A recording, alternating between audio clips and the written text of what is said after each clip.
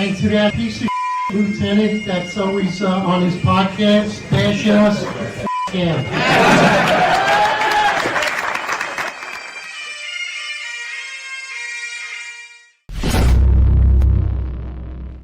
All right, attention to roll call. That's right, everybody. Good morning. 8:05 live Eastern time. And of course, for me, I'm in the 49th state of Alaska. It's bright. It's early. It's 4:05 in the morning. We got a great guest for you today. The infamous, the notorious, the honorable Curtis Sliwa, who served New York City for many years, lifelong New Yorker. Let's get right into it. It's a pleasure to have you here, Curtis Sliwa, Republican nominee for New York City Mayor. So, Curtis, let's start with your grassroots. Tell us how you grew up in New York City, what that experience was like for you, and if you could tell us how it shaped you and bring us to present day, how all the stuff you did in New York City, you grew up, how it brought you to this moment that you're in the race for mayor, you ran before, you're running again. What was that, basically, if I could just say, what was that defining moment or issue where you said, I had to run? Well, first off, I'm the only real New Yorker running.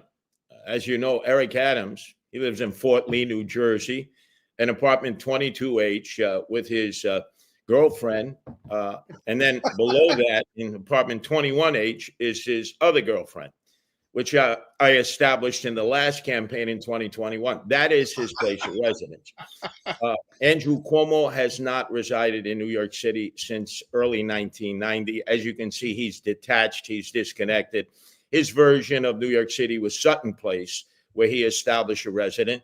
And Zohran Mamdani has been back and forth between his country of origin, Uganda, and Astoria, which, as you know, is called the People's Republic of Astoria, and is no longer the Astoria of Tony Bennett, that's for sure. But I'm a tried and true New Yorker, son of a blue-collar, working-class family. My father, Chester, a merchant seaman for 50 years. My mother, Francesca, a dental technician. I had an older sister, Alita, a younger sister, Maria, and grew up for most of my life in Canarsie, but also a little bit in Howard Beach, Ozone Park. Later on, I did reverse osmosis, lived in Brownsville. I was born in Egerman, little East New York, new lots in Cleveland. So I've been able to live in all different kinds of neighborhoods.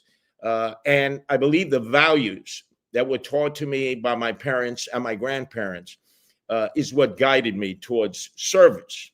As I didn't just discover service. You know, the politicians will say, we want to be servants of the people. And it turns out they're not selfless servants. They're self-serving servants because it's all about them. And I was always taught it's about us and we, not I and me. And I'll never forget both my father and mother saying, you know, you come into this world ashes to ashes, you leave dust to dust. The question is going to be, Curtis, what have you done? What have you done for other people?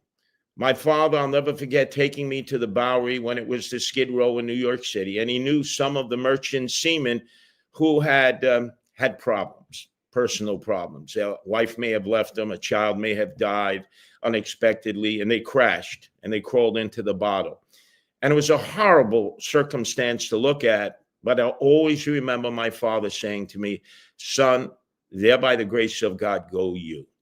There are 1,000 stories amongst these men and women. They're all different. They're all unique. And he would talk to them, and he knew some of them personally. And I was amazed. And he says, never, ever, ever shame them, make fun of them, ridicule them, because at any moment, this could happen to you, could happen to me, could happen to your mother.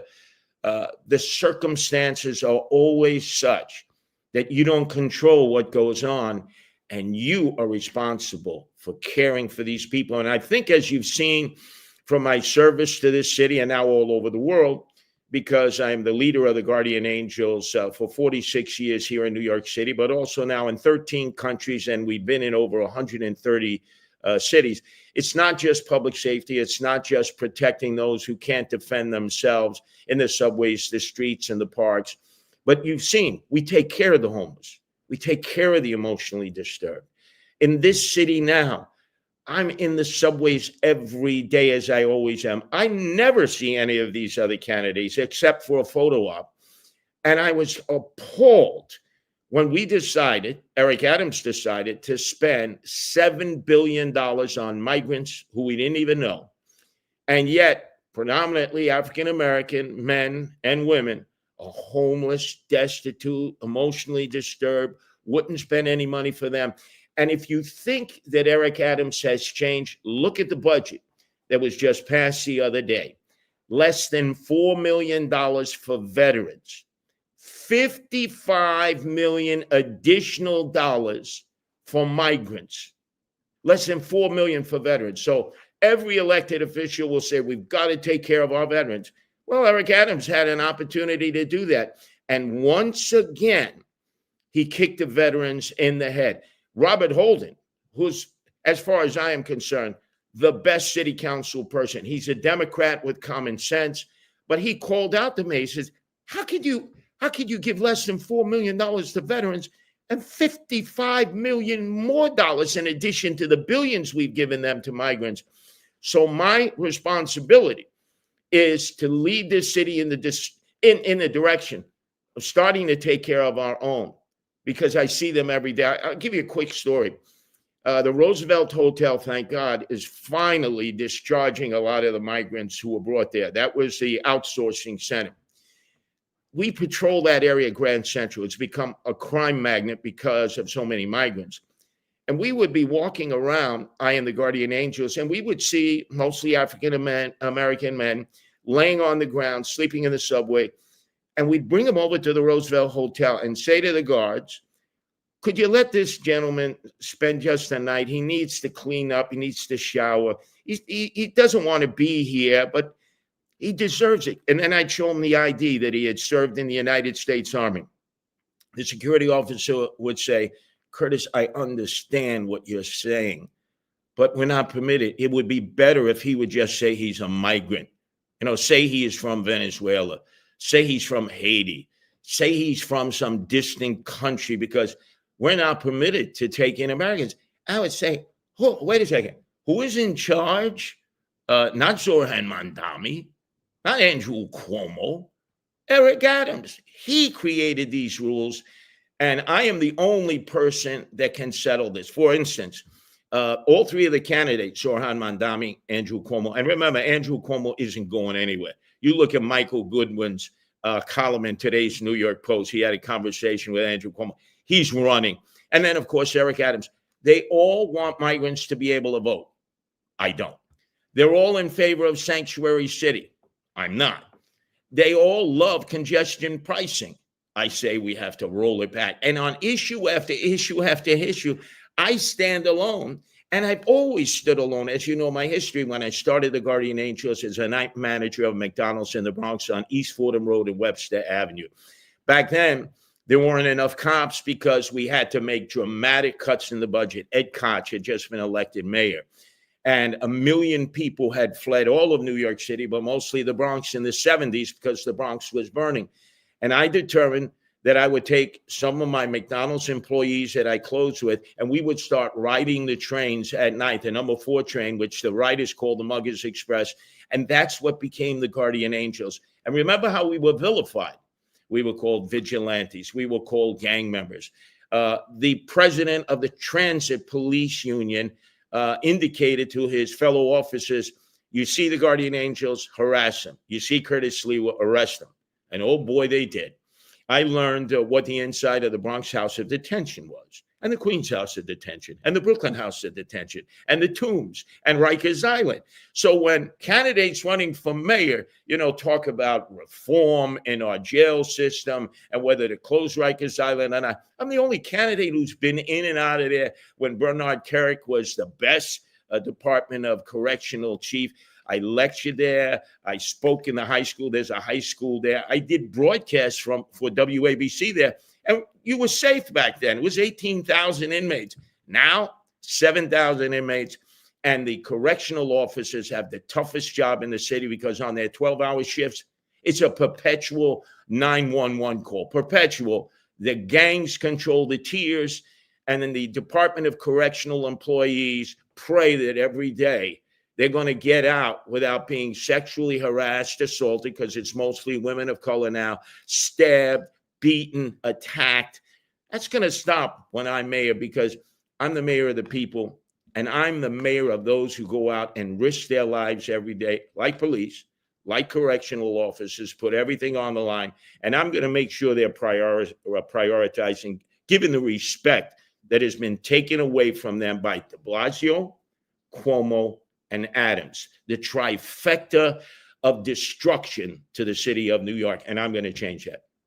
Curtis, absolute honor. I love everything you're saying. You know, I grew up in the city. I grew up in Bensonhurst, Brooklyn. My mother was a school crossing guard. My father's a disabled veteran. They're both gone. God rest their souls. But I vividly remember being a young boy on the trains. My mother had carrying a butcher knife in her purse because she was scared of what's happened. I vividly remember you, the other guardian angels on there, and we felt safe when you were there. You know, and so I've been burning a lot of bridges these last couple of days, because immediately after the Democratic primary, I'm hearing all of these calls. You're the Republican nominee, right? Eric Adams could have ran against you. In my opinion, he didn't, because you would have absolutely obliterated him in the Republican primary. Same reason he didn't run in the Democratic primary. Yet I'm hearing all of these calls that you need to step down so Eric Adams could save New York City. The guy who destroyed New York City, the guy who just did every horrible thing that you just said. What's your opinion on that? Like, where is this coming from? And what do you have to say to these people? Because there's even people in here right now in this chat saying that you're going to step down, you're going to wait till the last minute and endorse Adams. What do you have to say to these people? First off, I was on East Tremont Avenue last night, Thrice Neck section of the Bronx. And I said, let me do an impromptu poll about Eric Adams. And I walked up to 20 different people, Black, Hispanic, white.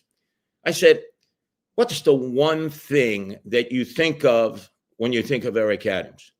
Oh, the nightlife mayor, partying to the break of dawn, $5,000 customized suits. How could this guy afford that?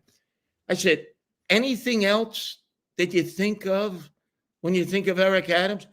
Yeah, corruption, couldn't be trusted. Is there one defining issue? Nothing. Even with Bill de Blasio, and he was bad, people would say, well, he started pre-K, right? Pre-K. Okay, that was good. Nothing with Eric Adams. So now let me get this straight. He had a chance to enter the Republican primary against me. They took a poll. He did.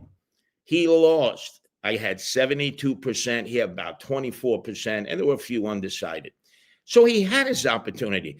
He abandoned the Democratic Party, still calls himself a Democrat, chose not to run in a Republican primary, and now is on an independent line. He can't make up his mind which independent line. Safe streets, affordable housing. Well, we don't have that now. End anti-Semitism. We've never had anti-Semitism worse than in the close to 4 years of Eric Adams. So I'm to step out after being endorsed by every Republican group in the city of New York. No challenges. They could have challenged me. The last time I had a challenger, I won the primary in 2021. I'm endorsed by Elise Stefanik, Mike Lawler, former Governor George Pataki, Ed Cox, the GOP chairman, and the state GOP, all the city council people who are Republicans. But I should step out. People need to take a deep breath. And remember, they said the same thing about Cuomo. Curtis, you can't win. It's a fait accompli. It's a coronation. Same words. Curtis, we love you. You've done great work. You are the consummate New Yorker. But for the good of the city, don't you realize Andrew Cuomo can't fight Zohran Mamdani? Oh, yeah, I see the outcome of that. Eric Adams has 72% negative standings with the people of New York City. No mayor in the history of electoral politics has had a 72% negative rating with the people because they know Eric Adams, but they're hitting a panic button. Let me reassure everyone. I'm the Republican candidate. I didn't have a primary. For me, the campaign is really just beginning. I will get matching funds. That's an 8-to-1 match that the Campaign Finance Board, as you've seen, will not give Eric Adams. They said he's so corrupt, we won't even consider giving him an 8-1 match. Wise decision, because he stole money, Turkish money, $10 million in that indictment. You got to read the whole indictment through straw donors. It wasn't just upgrades on air flights, upgrades on hotel accommodations. The guy went 7 times back and forth to Turkey. People who are Turkish Americans don't go back and forth to Turkey that much. And he had burner phones. I've never known a mayor to have burner phones. Now, drug dealers, thugs, narco-terrorists, sex traffickers, yes, 7 burner phones. I am not leaving this race. I have not changed. I've been very consistent. So I should step aside for somebody who wants migrants to vote, for somebody who wants to keep the sanctuary city status, for somebody who wants congestion pricing, and for somebody who has been in charge of the greatest police department in the world, and now, because of flight from the department, the morale has never been so low, by the former guy who always said, for 22 years, I put on a bulletproof vest, I was a cop. Guys, he was a house mouse. Bernard Kerik, rest his soul, as police commissioner, made 5 collars just driving around with his staff, going from precinct to precinct, one of a murderer who was on parole. In the 22 years of Eric Adams, I've yet to hear of a collar that he made. He was a white shirt, which, as you know, gives you instant immunity. You'll never be in trouble. And he was in precincts, stirring it up. And the words that ring in my ears every day, because they didn't release what he had to say until after my first campaign against him. For 22 years, I kicked those crackers' asses. That's how much he loves the police? No. The police have always been a vehicle for him to elevate his persona, but it's always been to attack. He called Rudy Giuliani a racist. He called Ray Kelly a racist, longest-serving police commissioner. He called Greg Abbott, the governor of Texas, a racist because Eric Adams, remember, was accepting the migrants. He called me a racist. His playing card is, if you disagree with him, he calls you a racist. And I will never forgive that. And I don't think the voters should. And they shouldn't panic. They need to take a deep breath. Because guess what? Convince Cuomo to drop out. Convince Cuomo to drop. He's in it. And I'm in it till November 4th. So say what you want. Try to convince me. I'll always listen to you. But the numbers don't work for Eric Adams. I start in this race with 30% of the vote, because that's pretty much what I got the last time. As you saw, Lee Zeldin got pretty much the same thing in New York City, and President Donald Trump likewise against Vice President Harris. So in a 4-person race, I start out with 30%. I should drop out another 2-3 percentage points.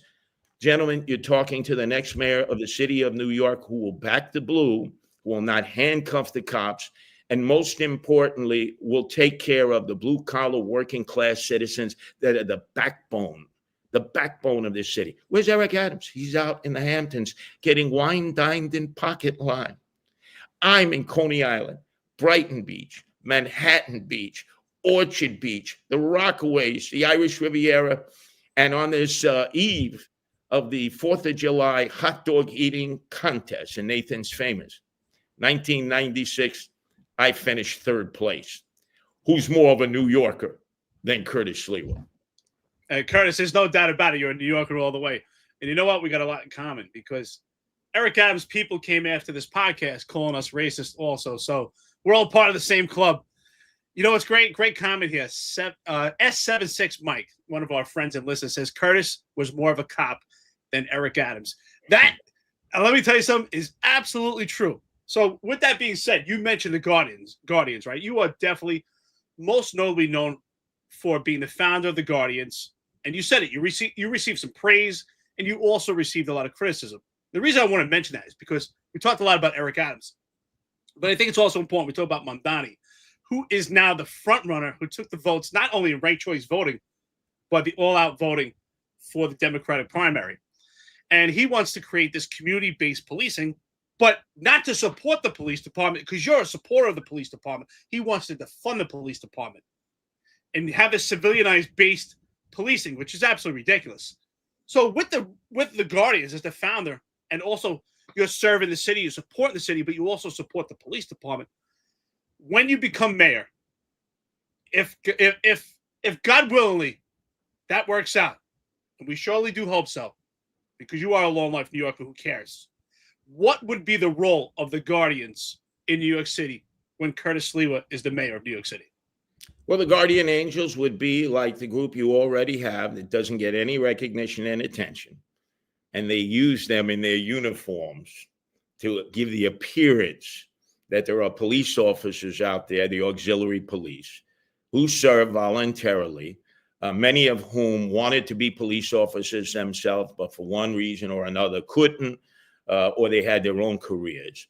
And if you notice, in all the details, when you need additional bodies, they get the auxiliary police. Now, they look just like you're the regular police, but you read the patch and it says auxiliary police. And these are brave men and women who serve their city. That's what the Guardian Angels do. Look at the subways. Look at the I'm the only candidate that rides the subways every day.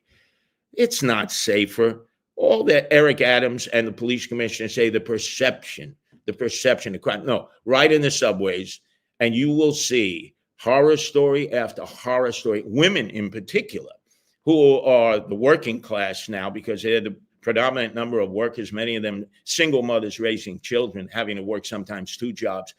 You get these guys who come up to them and want to prove that they're not suffering from erectile dysfunction. Perverts, sexual harassers of the worst types. And they're not getting arrested. And even when they do get arrested, they're turned loose and they come back and they do it every day, again and again. I know this. I see this. That's why that's going to end. But more importantly, you mentioned Zohran Mamdani. No expert on public safety, let's face it. Now, he lives in Astoria. He's the son of a wealthy family, doesn't ride the subways. Where did he get that idea, gentlemen, of using social workers instead of cops? Well, if I remember correctly, weren't you guys part of a broadcast where he first announced something similar to that, or fellow police officers? He said he wanted to replace cops back in about 2021 with social workers. If I would team Zohran Mamdani, they know nothing about public safety except how to turn criminals loose. They took Eric Adams' plan word for word. I saw that broadcast. Where did I get that idea? From Eric Adams. And by the way, to show you what a fake, phony fraudulent fugazi that Zohran Mamdani is, he's under threat now. I know what it's like to be under threat. Remember, in June 19th of 1992, I got shot 5 times with hollow point bullets on the orders from John Gotti Sr. to John Gotti Jr. and the Gambino crime family. Luckily, I survived. So Curtis is the one under threat. I don't travel with any security. Zohran Mamdani is under threat. I get it. But who does he have protecting him now? Off-duty NYPD armed police officers. Why don't you use social workers? You know, do as I say, but don't do as I do, which is so typical of politicians. Eric Adams, That's right. With a whole entourage of cops. It's like, Curtis Sliwa, I'm down there every day. It's me and the people. It's a focus group. Once those doors close, people will come up to you. I love you. I hate you. Or they question you. And that's important because that's the melting pot of the city. A millionaire can be on that train from Wall Street. Blue-collar working class people, poor and impoverished. We know a lot of homeless people and emotionally disturbed that Eric Adams in the city does nothing about and allows them to just wallow there and degrade themselves. So you say to yourself, no, we're not going to have social workers. We need police officers. De Blasio had that program Thrive. 5 years, they used $1.5 billion of our tax dollars. He put his grifter wife, Charlene, in charge of it. She had no experience in dealing with the emotionally disturbed. I've yet to run across one person who said to me, Curtis, you got it all wrong. in the grips of a deep depression. I was on the verge of maybe taking my life, and I reached out to a counselor from Thrive, and they helped me get back. Not one. Notice they don't have any stories. Every organization that's ever existed can show you examples of the good work they've done. Not one. They stole the money. When I become mayor, day one, and I get sworn in, January 1st, 2026, we do the spreadsheets. We get the subpoenas. We want to know where our $1.5 billion is. Maybe a bank in Panama, the Cayman Islands, maybe Switzerland, maybe in Dubai. We're going to find that money because the Democrats knew that they were taking the money and not spending it on the people who needed the most, the emotionally disturbed. And the Democrats gave them a pass on that. I will not give them a pass on that. And he walks around now with black shoe polish in his hair, Bill de Blasio, having his midlife crisis, canoodling with the women all throughout the city. Hey, guy, you destroyed our city. You had $1.5 billion that should have gone to these children, because they act like children now. They don't have control of their minds and their mental faculties and their physical faculties, and you never spend it on them. And I'm telling you, first thing I do, take those emotionally disturbed. We're going to bring them, get them the mental health care that they deserve. They cannot live in the subways, the streets and the subways. Eric Adams lets them do that. And we're going to care for the homeless, but there will be no more shelters. We must manage the shelters that we have, and there will be no more migrant shelters. Now, is Zohran Mamdani, Andrew Cuomo, and Eric Adams willing to go on record and say, no more shelters, no more migrant shelters? Of course not. Eric Adams just allocated an additional $1 billion. Remember his friend, Timothy Pearson, fellow police officer in charge of all the contracts for migrant shelters, said, hey, and where's my ziti? Where's my crumbs? Crumbs. Right. When Eric Adams says no bid contract, why a no bid contract? That's kickback for his cronies, and especially Timothy Pearson. He was the one who played Santa Claus with our money and gave it out to the friends of Eric Adams. So he's going to do it again. He's already doing it. Let me be very clear. He gave $55 million additional dollars yesterday to the migrants. He gave less than $4 million to the veterans. We know whose side he's on, the side where he can get kickbacks, because veteran funding, there are no kickbacks. We need to give them more, not less. Absolutely. Absolutely. So just to go back to that Hot 97 interview, Eric Adams, they asked him if he wanted to defund the police. And he said that he sees a pathway to defund the NYPD by $600 million to $1 billion, which is the essence of defund the police. He goes on further to state about this Department of Community Safety without ever naming it. He's going to have a civilian population, police protests, police parades, police all this stuff. And he said something that's truly significant. And I think the biggest accomplishment in his administration, which is he said, I'm going to lower the headcount of the NYPD. More NYPD cops have retired early, or resigned under Eric Adams. It's my belief that he weaponized New York City's vaccine mandate and illegally denied individuals with religious beliefs, medical reasoning, legally denied them exemptions where they could have easily continued to work. There was already, DCAS had already outlined that the policy that would not cause an undue hardship to New York City. So there's a friend of ours and a member of the finest Unfiltered family. I lost my career over it, but I want to hone in on Marlon Bethel, because Marlon Bethel is an immigrant to this country, a black man. He rose to the rank of detective in the New York City Police Department. He had an impeccable record in the New York City Police Department. He worked in intelligence, fighting counterterrorism in the NYPD. He was terminated by New York City Mayor Eric Adams without giving any due process. He was never charged with anything civilly, criminally. And basically, our police unions, the mayor of the city of New York, all of our politicians have turned their back on people like Marlon Bethel and the many like him. What would be your stance as the mayor of the city of New York? Would you rehire back Marlon Bethel? Well, first off, there was a complete double standard. Kyrie, my very dear friend Kyrie Irving, remember of the New York Nets, by the way, anti-Semite. He doesn't need the shot. Aaron Judge, I'm a Yankee fan, right? He didn't get the shot.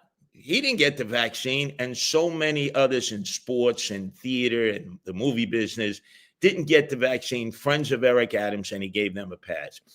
Eric Adams did not have to continue the de Blasio mandate of you get a vaccine or you're out.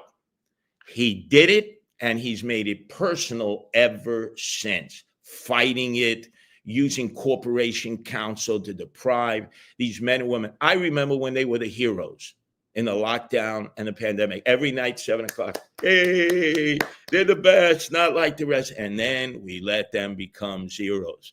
I was on that bridge when all the men and women crossed over to City Hall. They remember me standing there, showing them, flying the American flag. I'm with you. When I was running in 2021, Eric Adams said, hey, you'll never come back. You'll never be rehired. So on day one, January 1st, 2026, and I know that there are quite a few of the men and women who don't want to come back. Some do. I'm going to invite them up on the stage. And I am going to say, not only are they entitled to come back if they want, but they're entitled to all back pay, all benefits. And this day is dedicated to these heroes. This is a shanda. This is udisgraciada. This is a stain on the soul of New York City. And today, we make it right. If they want to come back, they can have their jobs. If they choose not to, we totally understand why they would not want to work for the city of New York.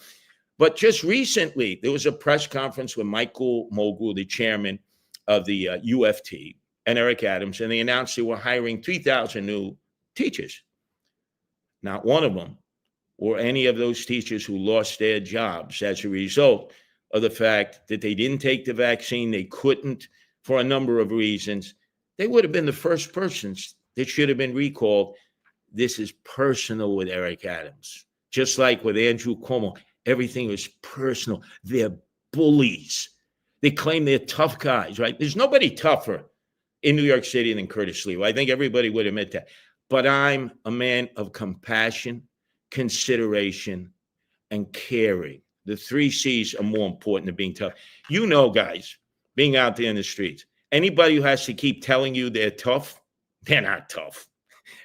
They're weak, but they bully those who can't defend themselves or who have been put out on a gangplank. No.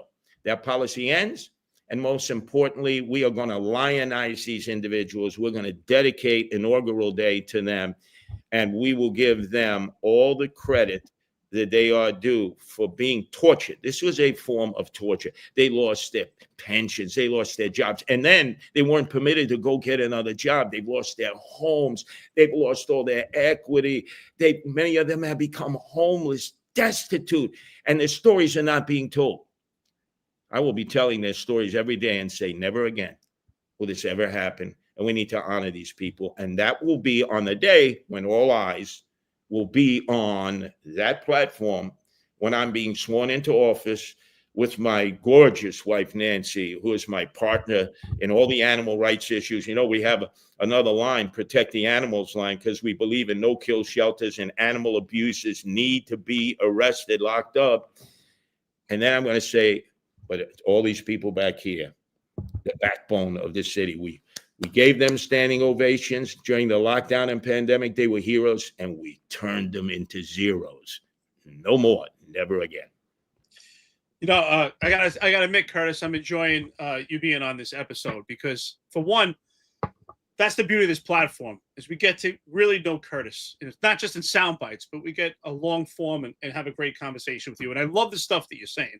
For one, I want to thank you because I'm a combat veteran myself. So the fact that you support the veterans, I really appreciate that.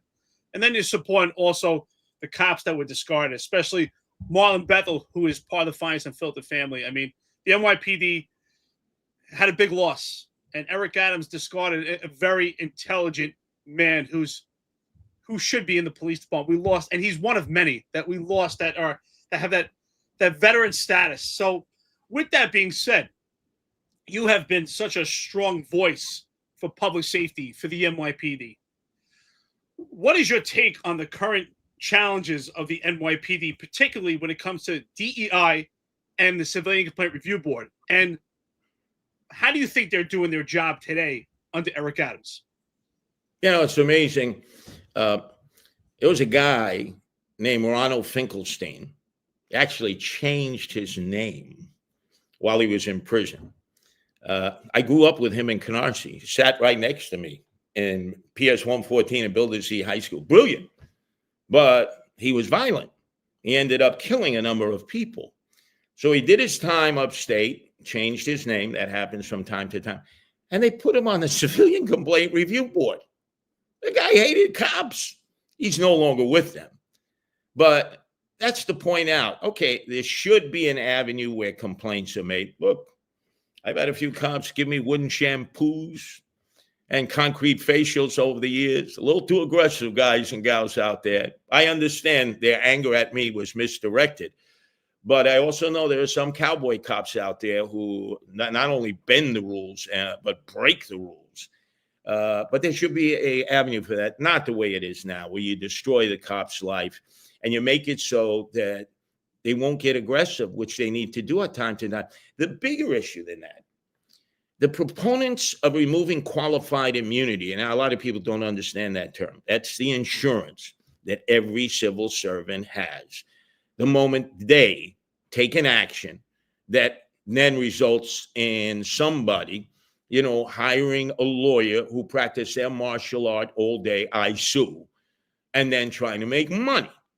So qualified immunity has been part of the process, whether you're a judge, whether you're a member of DC 37, you're a clerical, whatever it is, the mayor, we know the governor because Andrew Cuomo, we've had to pay out $63 million in these sexual harassment cases that are still continuing. Tom DiNapoli, the state controller, said these are skyrocketing costs. Why? Because Andrew Cuomo had qualified immunity. Who took it away from Buffalo to Brooklyn? Andrew Cuomo, the state legislature, the city council in 2019, and Eric Adams. Nobody stood up to them. So we have to provide them with that qualified immunity. I see cops every day who want to get involved, but no, the moment they get involved, the moment they get tangling, the moment they get physical, the moment they really have to turbocharge in there to keep people safe, that it could be their home, their family that they're putting in jeopardy. They can be sued personally. How come that doesn't happen with judges who we see African-American men almost every other month who are unfairly incarcerated 20, 25 years for crimes they didn't commit. Judges, DAs, a lot of mistakes were made. I don't care you give them a payout of millions of dollars. Their life has been destroyed. Prison. We're not talking about a county jail. We're talking prisons. And this goes on and on and on throughout government. That's why you have qualified immunity. We must put back qualified immunity, and I will carry that shield. I will carry that shield in city council. And the irony of all ironies is that the person who began this, her last name was Biaggi. I believe she was the granddaughter of Mario Biaggi, who I knew well, former congressman, most decorated police officer in the history of the department. He had shootouts with wise guys. He got injured. I mean, he was a heroic cop. His own granddaughter, as state senator, proposed to add legislation. Andrew Cuomo went thumbs up. Eric Adams went thumbs up. And the city council here in 2019 stripped the cops of qualified immunity. How are you going to hire cops when they know that any action they take could be a suable action in which they personally are held responsible? No other group in city government has that imposed upon them, and that's going to stop. And if that means we get dragged into court, which is what happens, we're going to fight, because without that, we will continue to lose police officers. I remember going to Jacob Javits Center. It was about maybe 2 years ago. They were giving the sergeant's test. So there was a line of men and women, with their number 2 pencils sharpened, their Hershey chocolate bar, that they'll eat halfway through the test and try to move up the ranks. Do you know that there were RVs on the outside?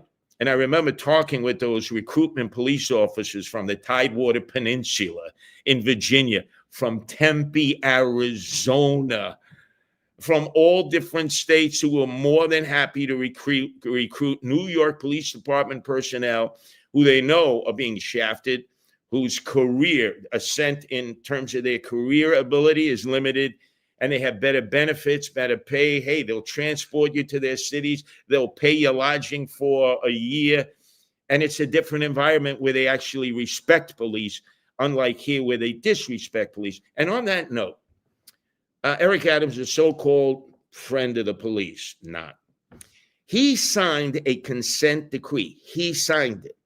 They not only gave money to Black Lives Matter and Antifa demonstrators who were running and rampaging through the streets in the summer of 2020. I know because on June 1st, June 2nd, when Bill de Blasio told the police to stand down, I told the guardian angels to stand up. That's when I got my jaw broken by Antifa with a claw hammer. And I still have problems with my jaw as a result.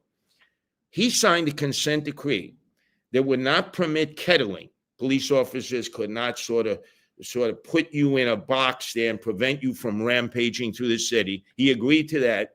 He agreed to give money to Antifa members and Black Lives members, Black Lives Matter, which has now become big, large mansions with all the money they shook down from everybody. I mean, it's one of the biggest real estate operations going. By the way, Eric Adams, every day, remember when Bill de Blasio was painting in the streets when he was Brooklyn Borough President, Black Lives Matter. We know whose side he was on. 1,000 police vehicles destroyed, cops beaten up, attacked, arson attacks, and who is supporting Black Lives Matter there every day with Bill de Blasio painting it on every street in New York City? The Brooklyn Borough President, candidate for mayor, Eric Adams. I know whose side he was on, but that consent decree has handicapped and handcuffed the police even more. And you know what his excuse was? The lawyers, the corporation counsel made me do it. You're the mayor. Grow a pair. It's on you. You made the decision. You claim you're tough. You folded to Antifa and Black Lives Matter. You gave our money to them. I remember Deputy Inspector Bria of the 4-6 precinct. I know this man. He's such a great cop. He grew up Richmond Hill. He went to Richmond Hill High School. Dominican, because as you know now, the #1 Latino group in the police department is no longer the Puerto Ricans, it's the Dominicans. They're proud to be cops. He did his time at the 3-3, the 3-4 up in Washington Heights. Then he had the opportunity to come to Ryer Avenue, which is chaotic, 4-6 precinct in the Bronx. And then he went out with his men and women, and they stopped Black Lives Matter and Antifa from looting along Fordham Road and Burnside.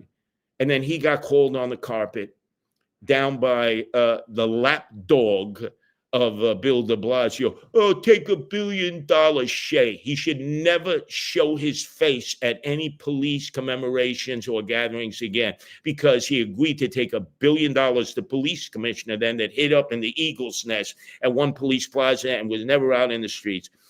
So he tells Richard Bria, this is what you're going to tell your men and women to do. Don't touch anybody. Don't physically get involved. Let them vent. Richard Bria said, Curtis, I can't do that. He was crying. He gave in his badge.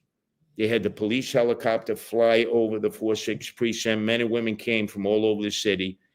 Oh, Police Commissioner Shea was all upset. De Blasio was upset. The cops did that on their own.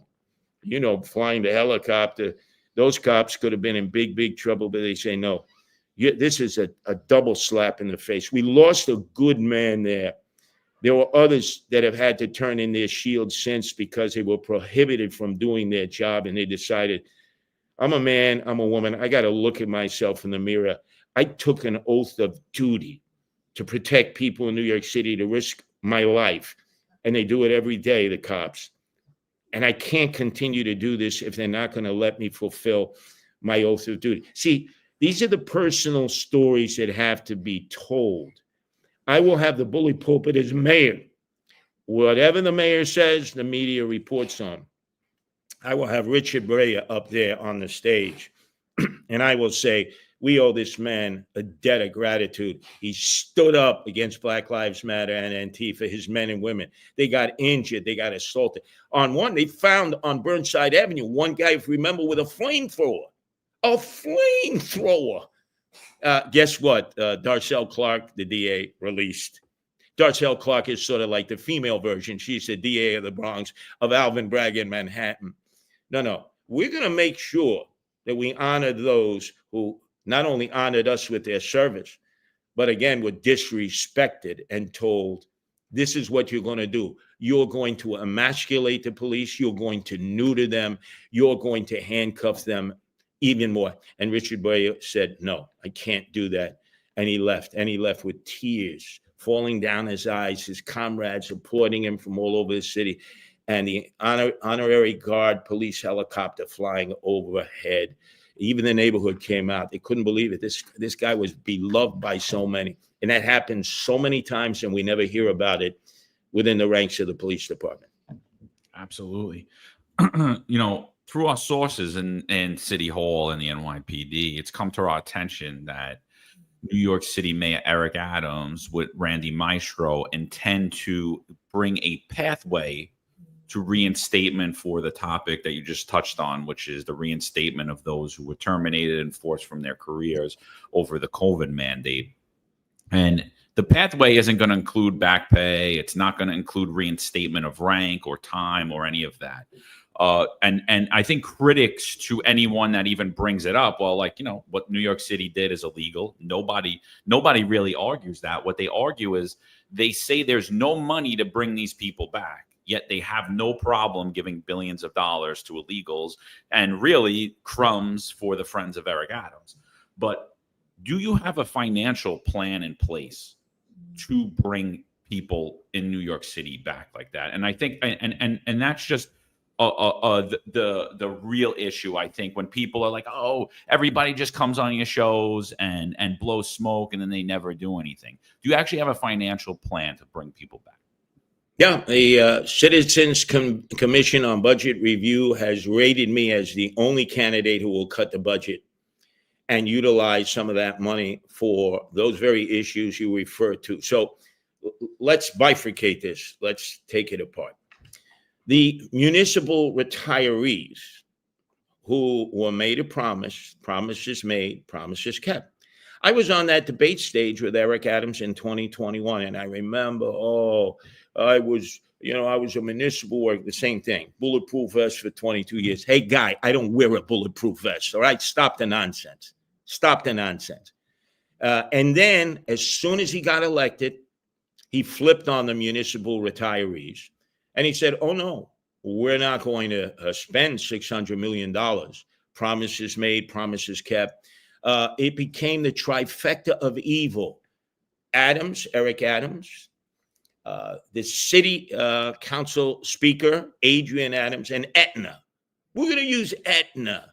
And you're not going to have the doctor of your choice. You're going to be put in that vapid malaise of a kettle, and you'll take whatever doctor comes out. The co-pays, you can forget that. I mean, just right on down the line, you're going to use Aetna because the UFT uses Aetna. Well, months later, Chairman Mulgrew of UFT realized he was going to be sacked in the election to remain the union president, and he got out of that Aetna scam. But no, not Adams. Then recently, what did he say? He said, you know what? We're going to go back to the old plan. You get your full Medicare. Everything is promised at this time. See, people didn't read the language. What do you mean at this time? This guy will flip on you in a heartbeat. He was on that stage, the debate stage. Go back. I had 2 debates with him. Swore he would keep the plan. Just recently said, oh, no, we're going back to the original plan at this time. Why would you put those 3 words in there? Nobody trusts Eric Adams. So that's number one. Number two, you have the Department of Education, a $41 billion budget that just keeps growing. It's 1/3 of the overall budget. Do you know 100,000 less students are enrolled in the public school system? 1/3 of the students don't attend each day. They're truants. Thank you, former Governor Andrew Cuomo, when during the lockdown and pandemic, you told those kids, my 3 sons all went to public school, you could stay home with the teachers. Try getting them back once you tell these kids they don't have to come to school. At 4th grade level, 2/3 of the children are incapable of reading at grade level or doing math at grade level. If you do not have comprehension at the 4th grade, it's all downhill after that. And yet, they're spending more and more of our money. They have deputy chancellors who, when I talk to the teachers, they have no idea what they do. They have the department heads, 50 of them. The teachers have no idea what they do. And teachers are still reaching into their pocket and having to pay for basic supplies for the kids that they are expected to teach. And as you know, they're prisoners in their own classroom because they get no backup from the Department of Education. It basically, at times, they're being assaulted, they're being attacked, they're being told, shut up. Imagine a kid gets to tell the teacher, shut up, and curse them. No dean comes in. There are no consequences. What do you think those teachers feel like? So we're going to cut that budget, and we're going to use it for those things that are important. Now, how do we not have the money to rehire the people who were the heroes that we made heroes? Of course we have the money. Eric Adams found $7 billion for the migrants. And just the other day, again, I can't say it enough, he found $55 million more dollars to give to the migrants. That's new money. And shafted the veterans by giving them less than $4 million. This guy, that's who Eric Adams is. And if you want to continue to believe he's the savior who's going to save you from Zohran Mamdani, the only reason you know who Zohran Mamdani is because Eric Adams is a failed mayor. He could not get the Democratic nomination to run for re-election. He wouldn't challenge me for the Republican nomination. He's on a no-name line, and suddenly you believe the guy who got us into this mess. Don't blame de Blasio. That was over. That was 8 years. Eric Adams had 4 years. He's going to get us out of it. Maybe you ought to listen to all the voters, the exit polls, who are saying, we don't want to go back to the same old people, Cuomo, Adams, the same old mistakes. They want fresh people. They chose Zohran Mamdani overwhelmingly. That's not the route to go. But Curtis Sliwa, I've never been in elective office. You can't bribe me. You can't buy me. You can't wine, dine, and pocket line me. I'm not for sale. I'm not for lease. And they all know that. That's why, if you notice, the really big money people, they'll say the nicest things about Curtis is great. He's such a great citizen. He and the Guardian Angels, they risk their life. He's always concerned about the city. He goes into neighborhoods where the only Republican they've ever seen is Abraham Lincoln on a $5 bill. He knows what the problem in New York City is. We lock up toothpaste, but we don't lock up criminals. But he can't get elected. What nonsense. I start with 30% of the vote. And you're going to recycle and resurrect Eric Adams, who destroyed this city? Have you walked the streets and look at all the empty storefronts? It didn't happen under de Blasio. It happened under Eric Adams. The greatest flight of wealth and equity in the history, migratory pattern, occurred under Eric Adams. It didn't occur under Zohran Mamdani. Back in February, only his neighbors knew who Zohran Mamdani was. Because of the failures of Eric Adams, the whole world knows who Zohran Mamdani is. And I'm the only person that can stop him from becoming the next mayor. Cuomo, Adams, Mamdani, look at their policies and positions. They share many of the same ideas. Remember, they want illegal aliens to vote. They want to keep the sanctuary city. They want more shelters, more migrant shelters. Therefore, congestion pricing. The city of yes, which now will give the developers the opportunity to go into your residential neighborhoods in the outer boroughs, Staten Island, Brooklyn, Queens, the Bronx. So if you own a 1 or 2 family home, they can come in and say, that's ours, and put up this monstrosity of an apartment building, destroyed the reason that you continued to remain in New York City and didn't flee like so many others, because you had a house. First generation immigrants, their dream in America, legal immigrants, those are the ones that we support. Their dream is to own a home. And now you're going to let the developers and the realtors come in with wrecking balls. And notice that Zohran Mamdani supports the city of Yes because he doesn't believe that you should have private property. He's a socialist. What an unholy alliance of corporate greedy developers, Eric Adams, the city of Yes, and Zohran Mamdani. Who's the only one running who's opposed to the city of Yes and will repeal it on day one? Curtis Sliwa, the lithium-ion battery warehouses, and putting 38 in Staten Island, 12 in Brooklyn, 8 in Queens, 4 in the Bronx. They're not putting any in Manhattan on Park Avenue, Sutton Place, a billionaire's row. These are so dangerous that when they've gone on fire before, they go on fire for 5-6 days. You can't put it out. The fire department has no ability to put it out. You'll have mini Chernobyls. Who's the only candidate out there saying no to lithium-ion battery warehouses? Curtis Sliwa, Adams, Mamdani, Cuomo, they're all for it. And we can just go right on down the line. So if you think that Eric Adams, the only thing he's known for is partying to the break of dawn, and most recently up in the Bronx, con sofrito, right? You wanted to find Eric Adams. Oh, yeah, the only time he would visit the Bronx, con sofrito to the break of dawn. It's the only thing he's known for. Think. That's Sal Greco's favorite restaurant. Yeah. That's Sal Greco's favorite restaurant, con sofrito. Oh, Sal, great. Sal Greco, absolutely. Another member of the finest Unfiltered family, That's right. He says it just like you, con sofritos. It's awesome. It's awesome listening to you because there's no doubt about it that you're on top of these issues and you got a great handle on it. And to hear you explain it in law form, I mean, it's just outstanding. And you keep bringing up the migrants, which is great, right? We talk about migrants, but also with migrants, what do we have? Illegal military age males. And particularly, you talk about Manhattan, forming violent gangs, attacking police officers. And Eric Adams is just watching this go by. And people believe he's a savior. And I agree with you. Timing's impeccable. John and I were talking about this. I said, timing is impeccable because Eric Adams did create Mamdani. And who was Mamdani? He's Eric Adams. It's the same thing. The only difference is Eric Adams gives you snake oil, and this guy tells you who he is.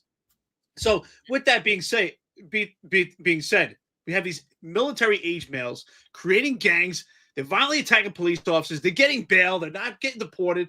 When you become mayor, in this sanctuary city, what kind of policies could you or would you enforce to stop this madness and to protect the NYPD like you've always done? Well, first off, we have to have cooperation with ICE. Remember, it was Andrew Cuomo's governor called them thugs.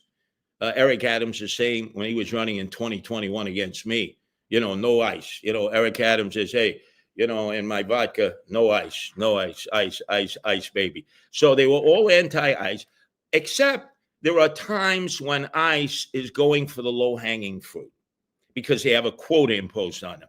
We remember how Patty Lynch said to Bloomberg, you're killing us in the outer boroughs, in the inner city, by imposing quotas for stop and frisk. Remember, it got up to 1 million.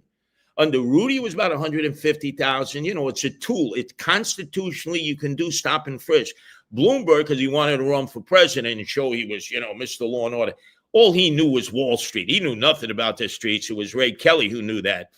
But Patrick Lynch, head of the PBA, said, you're killing us. You're forcing our men and women to have a quota on stop and frisk. By the end of the day, that 250, you got to fill that out. You better have 5 of them. The hostility it created in the inner city. That was crazy. And now a quota. So you go to a Home Depot, you pick up migrants. We need them. Have you ever been in a restaurant? Excuse me. Go into the kitchen area, without which that restaurant's going to close down. The hospitality industry, without which those hotels are going to close down. In the farms, the packers, you want to start starving?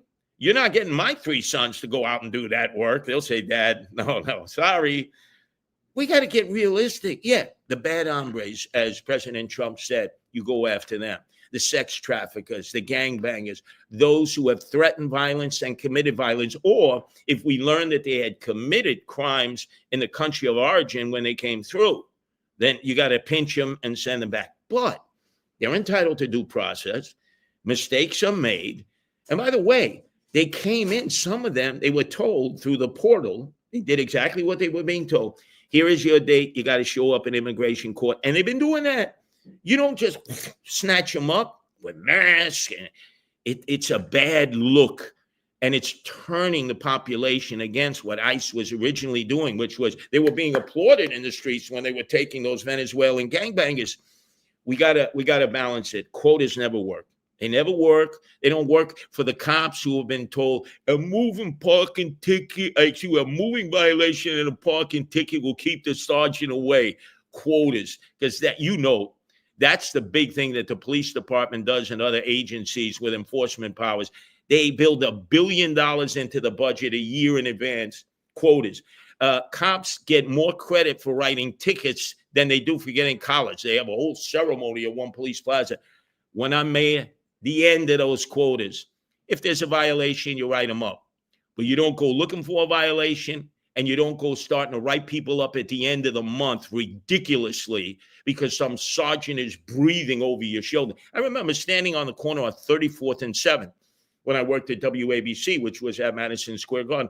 And I'd see the cop from Midtown South, a sergeant, standing with like 4 other cops. You could tell they were probably like new, forcing them to write tickets with a sign so high you needed an oxygen mask to see it. And, you needed a telescope, clipping people left and right, pulling them over and making their quota. That ends. Remember, and they'll never admit this, every mayor, ones that I liked, ones that I didn't like, said, no, it's a performance guideline. No, it's a quota. And that ends. We need cops to go out there and stop this nonsense where we lock up toothpaste, but we don't lock up criminals. No, that's what they're going to do. No, I love it. So let's get on the NYPD a little bit, right? So I think everyone in New York City could say that the leadership of the NYPD under Eric Adams this will be a stain in NYPD history. There's going to be numerous books written about the corruption, the high level corruption that we've seen from the top. What does a Curtis Sliwa administration look like? Who are you looking for your, you don't have to name a name, but what type of person are you going to look for your police commissioner? And what are you going to do to really root out the corruption at the top of the NYPD? When Jessica Tisch was appointed police commissioner and had to move over from sanitation, the job she had to do, first go on to the 14th floor, the commissioner's office, and deal with all the nonsense created by Caban, the police commissioner. Remember, the Southern District didn't just raid them. The IRS raided them on the 14th floor. And, they had it wired up like a Christmas tree because all these guys who were friends of Eric Adams would come up. Then you go to the 13th floor, which was the office of Jeffrey Madry. He turned it into Caligula. You want overtime? You got to pleasurize me. And as a result, Jessica Tisch, who has no street smartness at all, decided we're going to cut the overtime because Jeffrey Madry abused the overtime. Now, wait a second. There are cops out there, some who don't want overtime. But there's so many cops, especially those in their first 5 years, they're sleeping on the Castro convertible sofa in mom and dad's basement because they can't afford to get their own apartment. They certainly can't afford to get a mortgage for a house.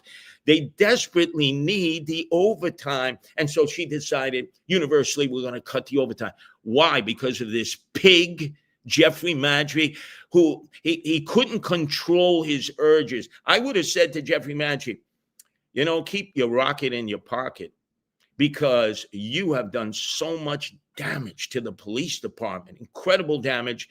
And now average rank and file police officers have to pay the price for your misuse of female members of the police department. He created his own little harem.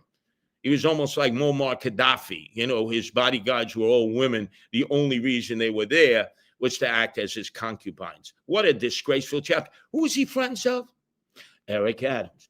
Phil Banks, unindicted co-conspirator who had hundreds of thousands of dollars in his account that he could not account for to the FBI. He should have been indicted and arrested, but he became a rat, ate the Parmesan cheese, a confidential informer, sent a lot of other cops away to save himself. And who did Eric Adams pick for his deputy mayor of public safety that we didn't have since David Dinkins had Judge Mullen? Phil Banks, and then wouldn't even do a press conference. And then you saw the bile. And he was basically the bag man. I mean, we all knew that. They would come with contracts. He had his office in the Verizon building. He wouldn't meet people at one police plaza or City Hall because you got to sign in. You got to be able to say why you're meeting with them. So he had the private office over at the Verizon building. The city was for sale. These were all friends of Eric Adams, supposedly, former cronies of his in the police department. And the list goes on. And of course, the king of it all, Timothy Pearson. He couldn't even meet with female police officers. You had to have a monitor in the room because he was being charged every which way. We're still paying, I think, $25 million for those sexual harassment charges. Who put these people in place? Eric Adams. He had to put Jessica Tisch in place because at that time, remember, Kathy Hochul, the governor, was threatening to fire him, which he could have, and he had to take orders from Hochul. Now he takes orders from Donald Trump. He's lost his whole purpose in being. So now it's the president who tells him what to do. Before that, it was the governor who tells him what to do. And the only things he does is to survive, but he's the same nightmare he's always been. So if you want to go in the direction of Eric Adams, then you will be destroying the city as if you had gone in the direction of Andrew Cuomo, who destroyed the state. The voters have spoken. They don't want to go back. They don't want Adams. They don't want Cuomo. They want somebody fresh. And let's face it, on our side, it's me, Curtis Sliwa. On their side, Democrat, their side, Zohran Mamdani. Yeah, I think that's that's a great point. And a lot of these young people, they see the failures of Eric Adams and they see this mismanagement of money spent when it comes to his cronies and all these sexual harassment cases, and a complete failure when it comes to the approach on homelessness. So they think, oh, Mamdani is, if he's going to give out free stuff, why not? I mean, this money's already being misspent, and he's willing to, he wants to tackle homelessness and care. So you've been through tough times. You've seen New York City go through the toughest times and go to the Rudy Giuliani era and get better. And now you've seen it go full circle and at the point where it is right now. So and we see this homelessness encampments throughout the entire city, in the subways. I'm sure you see it because you're in the subways under Eric Adams. And he has the NYPD trying to arrest themselves out of the situation. There's no approach to homelessness. So what would be your approach? I mean, what would be your take on how to handle this homelessness situation? Is it a mental health crisis? Do we utilize the NYPD? What is Curtis Sliwa's approach to this? Because from what I hear, I haven't been in New York City right now, but my mother still lives there, and she says that's like the major quality of life issue right now is the homeless. First off, you had a unit in the police department that was extraordinarily effective, the Homeless Outreach Unit. They had a headquarters in each borough. I knew many of those men and women. They really wanted to help the homeless, and they knew them on a first-name basis. They could go into the shelters and speak to the directors and the staff, the security, whether it's Department of Homeless Services or private security. By the way, now, cops can't go into shelters, not unless there's a 911 call. At the Roosevelt Hotel, which became the place where the migrants were outsourced, the illegals, they couldn't even go into the Roosevelt Hotel, not even to use the bathroom. What an insult. Randall's Island, the same thing. You're not going to let police. Then I was involved out there in Floyd Bennett Field, and I saw the cops wouldn't even be allowed to go into the compound, wouldn't be allowed to use the bathroom. And the explanation from the Adams administration, yes, Eric Adams administration was, oh, these third world people, they'll have nightmares because people in uniforms would come in, jackbooted thugs who are the police in their countries, kick in doors, and this will traumatize them.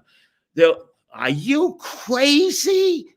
So first thing you have to do is we have so many shelters that are mismanaged, especially the MICA shelters. Now, I should ask the candidates up on the stage when I debate them in September, because Andrew Cuomo ain't going nowhere. He's running.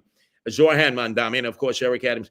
Do any of you gentlemen know what a MICA shelter is? Have you ever been in a MICA shelter? That's for the emotionally disturbed. That's like One Flew Over a Cuckoo's Nest. You might as well have Jack Nicholson in there, with a hatchet. And security cannot put their hands on. Police are not permitted to come in unless it's a 911 call. And the directors of these shelters are told, don't call in the police because they want to keep the stats low. They don't want these arrests. They want the perception that there's low crime.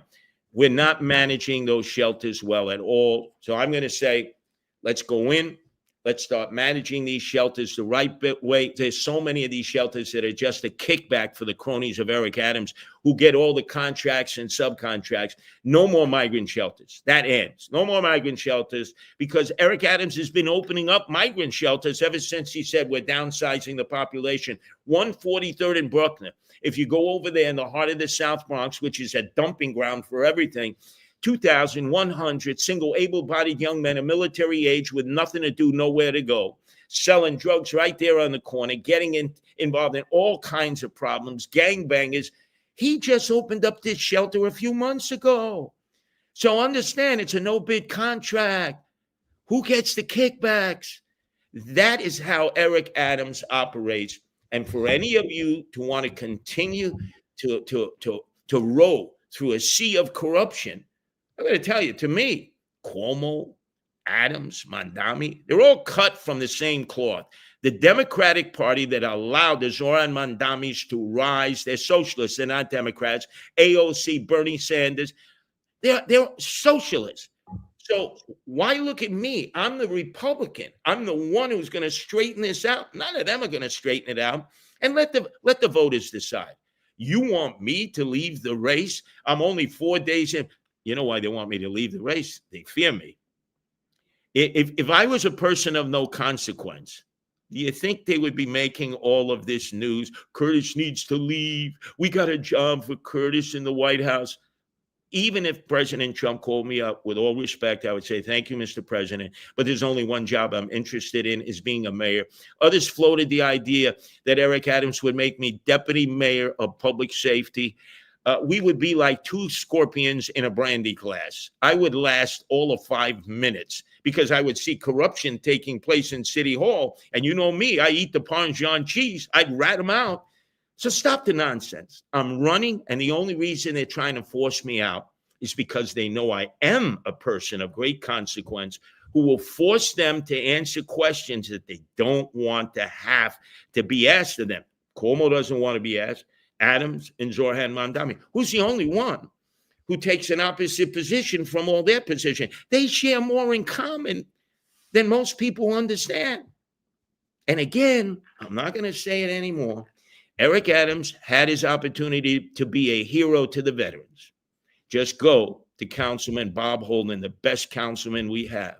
He was in a rage the other day. He said, can you believe this? He's giving the veterans less than $4 million. He's allocated new money for the migrants, $55 million. And who was embracing Adrian Adams and Justin Brannon, high-fiving on? Eric Adams, stabbing the veterans in the back. Come on. If you can't fight for the veterans, you think he's going to fight for this city? You think he's going to fight for this country? You think he can beat Zohran Mamdani? No, he can't. Well, you know why they don't like you, Curtis, is you're his polar opposite, right? Like, he put on a front, he's a fraud. He put on a front, he put a uniform on, he got paid every day, and he never did what you did for free, right? You went out on the streets every day in New York City. You still do it today. You ride the trains by yourself. Eric Adams, before he took office, said he wasn't going to have a security detail because the city was going to be safe. And now he has the largest security detail ever.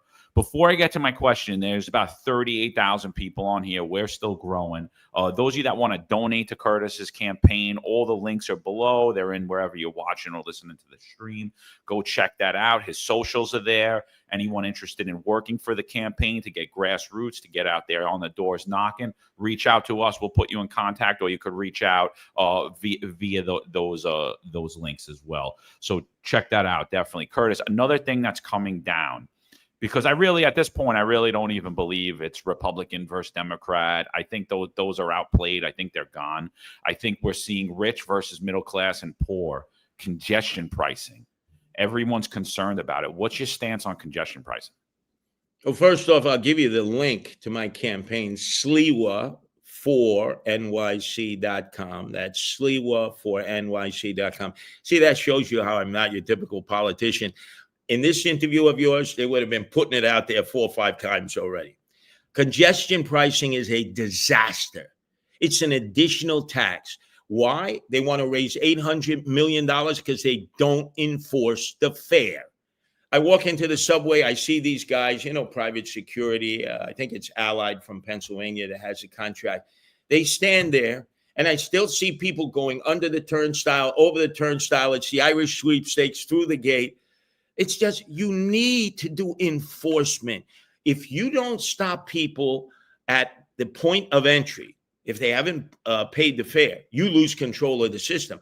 How many times in the past, when the cops have been able to do their job, they'll collar somebody who didn't pay the fare, and they see they got a warrant for murder, they got guns, 9mm on them, and you would say, I can't believe that. Yeah, but we're not talking about a Mensa group here, these criminals.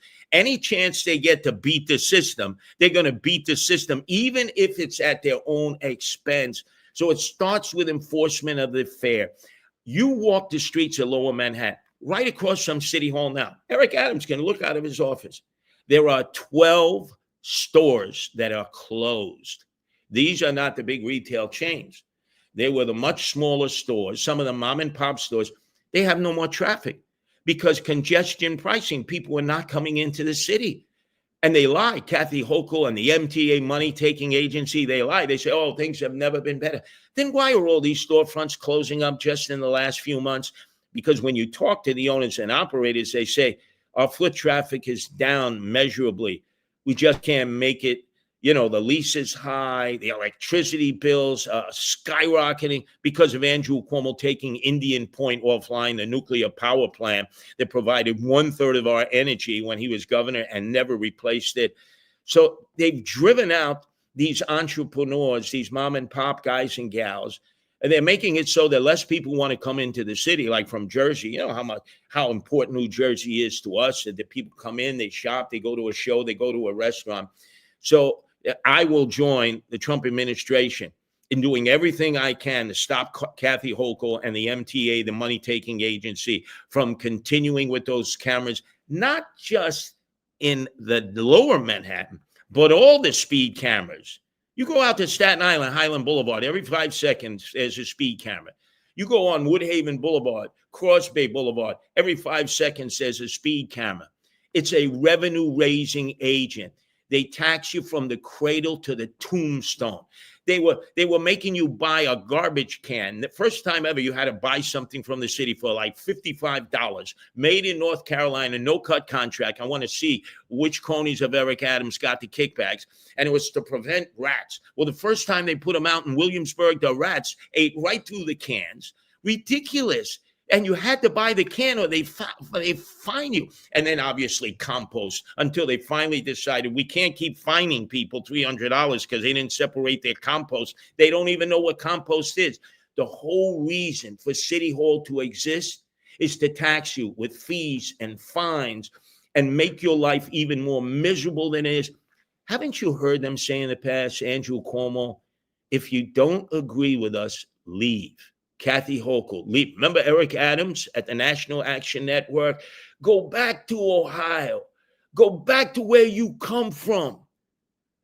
And naturally, people are listening, and they're leaving in droves. And if the mortgage rates were down to about 3%, which they were when Donald Trump left office the first time, there would be a wholesale evacuation because people would be able to afford a mortgage and they'd be out of here. My whole campaign is improve, don't move. I want to keep the people here who have decided to stay here. You're never going to encourage it. We will encourage people to come back here and live now that they're in Florida. Are you out of your mind? They're going to leave DeSantis land where you Curtis, when you become mayor, I'll move back. Yes. Well, when you become mayor, I'll move back. Okay. I'm going to hold you to that. Curtis, I love you, but I'm not moving back. I'm traveling the country and the world, and I'm enjoying it, but I'll definitely come visit. Well, the point being is, everybody likes to say New York City is the greatest city in the world. And it has been from time to time. But I don't think anybody can walk the streets of New York City now, stick their chest out with tremendous pride, seeing the homeless, the emotionally disturbed, the garbage everywhere, the rats, the closed storefronts, and say that we're as great as we should be, I know how to get us back.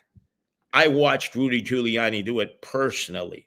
I saw Ray Kelly do it for 12 years. And remember, who did Eric Adams call a racist? Rudy Giuliani, Ray Kelly, Curtis Sliwa, all these people.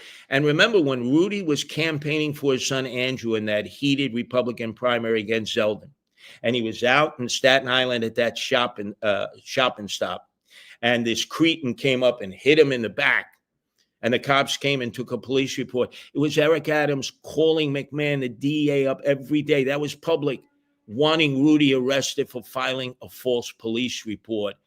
And now all of a sudden he's friendly. Let me tell you something. This is like this story of the scorpion on top of the turtle as they're swimming across the water. Eric Adams is that scorpion. He has no friends. And if you're a foe, he'll use you for all you're worth. But in his mind, he's still number one, second to none. And guys like you, you're just a bunch of crackers who for 22 years I kicked their ass in the police department. How come nobody asked him about that now? They just made all of that go away. I don't forgive. I don't forget. He has a lot of apologies to give to the people whose lives he's destroyed in New York City. We can't blame de Blasio anymore. We can certainly share the blame with Cuomo. But Eric Adams is the mayor. He is responsible for the plight that our city is in today in 2025. You know what, Curtis? You talk about rats. It's funny. I always say that Eric Adams is a Norwegian rat. And this guy survives anything. But I don't think he can survive your toughness. There's no doubt about it. Your grit. I want to compliment you. I almost feel like I'm talking to Rocky Balboa. You know, I love that movie growing up as a kid. You know, just so many things have come out of that movie. But I feel like I'm talking to Rocky Balboa because I'm just going to compliment you and say that if you really think about it, you won every fight in your life. You've been shot. You've been punched. You've been stabbed. You've been kicked. You lost the mayor race and you keep coming back. That's why you keep winning every fight, because you keep getting up. So what drives you to keep, through all this, and you're 71 years old and you got great energy and stamina, right? What drives you to keep coming back? What drives you? Like, what would it take for Curtis Sliwa to hang it up if you ever would? Or like, what's your motivation? Because you're just, I'm impressed. You just keep going forward. I'm a son of the outer boroughs, blue-collar working-class parents. My dad, Chester, merchant seaman. My mother, Francesca, dental technician. And they always told me, they always sat me down, as they did my two sisters, and they said, Curtis, always do good things. Because when you do good things will happen to you. You don't know when or where or how, but they will. And I remember my dad coming to bail me out at the Bronx House of Detention in the many arrests back in the first 13 years of the Guardian Angels, when the cops were being told to arrest us by their own union officials and by Ed Koch at that time. I said, Dad, when are things going to get better? And he said, patience, son. You're doing good work, as are the Guardian Angels. And we stand with you. As long as you do good work, your mother and I stand with you, whatever it takes. We're going to help you achieve what it is the Guardian Angels are trying to do. And that's how I honor my mother and father, who unfortunately are no longer with us. They're in a cemetery right here in Queens. And I say, that's how you honor your tradition, your family, by continuing to go out there. We think we have it difficult. Veterans, right? Post-traumatic shock syndrome. Do you know all that Bob Holden asked for was $55,000 for that program? Do you know what Eric Adams gave him in that budget? Bupkis. The veterans. That's why Travis, 4th of July parade, I'm there every year with the Guardian Angels, celebrating the longest running 4th of July parade to honor our country. It's our birthday. Do you know the Memorial Day weekend? Andrew Cuomo didn't go to one wreath laying, one commemoration, one parade. And, there's so many people out there, happy Memorial Day weekend. No, it's not happy. You're memorializing people who are no longer with us because they fought for our freedoms. So whatever setbacks I've had, and I've had many, my father Chester said, for every 9 failures, you will have 1 success. And that was the other question I asked him. Dad, I've had about 99 failures. When is that 1 success going to come? And he would say, patience, son. The world does not move at the rate that you'd like it to move. Do good work and good things will happen. And I will continue to do that to the day I die. I had nothing coming in. All the candidates, they have wealth, they have equity. You have Eric Adams with his crime coin, Bitcoin, blockchain, cryptocurrency. Boy, is that a scam. I don't have anything. But you know something? When I die, and we all die, I hope on that tombstone says, Curtis Sliwa, he died, he tried. Because I want to be known for trying to make this a better place, a better country. You know how many young Black and Hispanic members have joined us who, when they first joined us, had no guidance, no focus, no direction, like some of the Asian members and some of the white members, boys and girls. And we became their home away from home. We became the program that could get them on the straight and narrow. Many of them became cops, correctional officers, social workers, teachers. They couldn't even communicate when they first joined us. And they were so proud of what they were able to do. And people coming up and patting them so hard on the back, they'd have to go for a chiropractic adjustment, that they wanted to just keep serving, but they knew they had to earn a living because we're all volunteers, including me. And I'm so proud whenever I'm riding the subways, which no other candidate does, to run into these men and women who used to be guardian angels, who are alumni, and see how well they're doing in the world. And remember what bad shape they were in because they had no mentors. They came from dysfunctional households. And I'm proud to say we enabled them to become patriotic, productive, and they continue to this day to serve and give back. That's the concept of the guardian angels. Curtis, you're getting a lot of love here. We got a lot of people in the chat today. We had a minority leader of the city council, Joanne Ariola, showing you support in here, as well as legend Dove Heikind, as well as all of the everyday New Yorkers really reaching out. And I see why, man. You're one of us as opposed to the other candidates you're running against. I see why people love you. You're a genuine guy. You care about the city. You've shown that. You've proven that. You've done things without getting a check and harming yourself, not only financially, legally, right? I always had a ton of respect for you, and we really appreciate you coming on here. I want to be respectful of your time. I know we've been going about an hour and a half. Is there anything that we missed here? Is there anything that you want to highlight that we didn't ask? Yeah. Sometimes I get the criticism, Curtis, why don't you be like other politicians? Take that red beret off your head. Let me make it very clear. I represent a worldwide organization in New York City alone, where we started February 13th in 1979. I've had to go to 6 funerals, 6 guardian angels shot and killed in the line of duty, 32 seriously injured that they continued to need rehab. They lost limbs. They were impaired. I'll never forget their sacrifice. Never once did any of those family members curse me or say, we're going to sue you, because they understood what their sons and daughters, how much the guardian angels meant to them. So when I wear this red beret, especially in the subways, people know if I have a problem, I can run to him. They may not see me as Curtis Sliwa right away because of the suit and the tie, but it's that red beret, a symbol of public safety.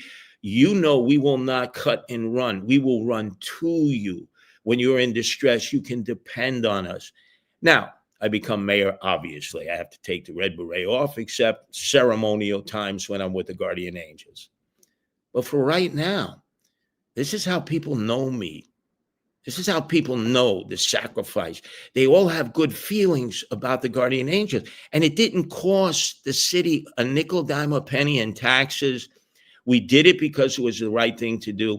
And that is the secret to winning this election. Zohran Mamdani, and we can continue to condemn him, and we should. has been able to galvanize Gen Z millennials. Gen Z millennials. They are the majority. I hate to tell everybody. I know the baby boomers are out there saying, no, they are the majority. Look at the analytics. And he has been able to entice them to join him in a cause that we know will destroy our city and country. And what do? They go out all day, they do good old-fashioned retail politics, and then they party to the break of dawn, which, as you know, is very enticing to young people, especially people who were living in the basement of their mother next to the furnace, drinking Red Bull and doing their social networking and didn't have a friend in the world. They love this. They come back for more. I'm the only campaign that has Gen Z millennials. My campaign manager, James Barone, I graduated St. John's University. He's 25. The people who assist me, the young men and young women, they're all in their 20s. They understand the language of this generation that has the numerical numbers, as you saw at the ballot box. We're getting young men and young women of that age range from about 18 to 49. That's Gen Z to millennials who don't want to join, AOC or Zohran Mamdani, but want to join our side, the right side. But oftentimes, people of my age make it very difficult for them. They start telling the war stories. Oh, you're slackers, you're deadbeats, you're lazy, you're stupid. All you do is spend all day, you're on your... The moment you say that, it's like they're listening to their dads and moms, their grandparents, and they're saying, I don't want to be hanging out with them. I went through this in the 60s, the counterculture. I was taught don't trust anybody over 30. And there are people watching right now who know what that era was like. It was all in the family every day and every way. My parents said, don't grow your hair long. What did I do? Grew my hair long. Don't smoke that ragweed. What did I do? Smoke the ragweed. Don't go to that concert. What did I do? Went to that concert. Don't go to that anti-war rally. I went to Washington, D.C. 1972. That was my first vote for George McGovern against Richard Nixon. That's when I was a Democrat. I joined 1 million people there. This is a counterculture. The only thing I've agreed to what AOC, and I call her AOC all out crazy, Alexandria Ocasio-Cortez, leader of the Socialists of America. The only thing she said correct is this is a generational battle. We're losing that generational battle.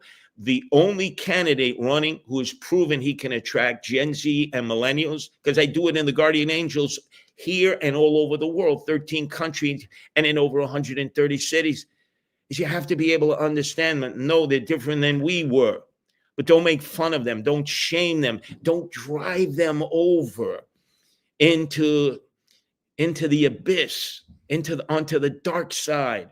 I have that ability to attract them and motivate them. Look, the Guardian Angels, they don't get paid. They go out there, risk their lives. They don't wear bulletproof vests. They don't have to do this. They do it because we teach them to love their city, because they never knew that they could actually love their city, that people would respect them and appreciate them. I have Guardian Angels. If they didn't have the red beret on, you'd probably run away from them in fear, thinking, oh my God, what am I going to do? The red beret goes on and you're embracing them and you want to take them home and introduce them to your family. It's the same young people. Don't demonize them. And the other thing, you can criticize Zohran Mamdani as being a communist, check. Socialist, check. Anti-Semite, check. Don't attack his religion, the Muslim religion. Wake up. There are 1 million Muslims in New York City. Every time you get an Uber, it's mostly a Muslim. Every time you go to these carts for your cup of coffee and a bagel with a schmear, they're Muslims.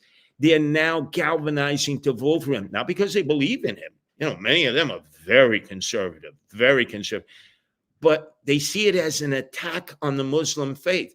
Some of my fellow Republicans and others, they say the most disrespectful thing about this religion. Nobody's trying to recruit you to become a Muslim.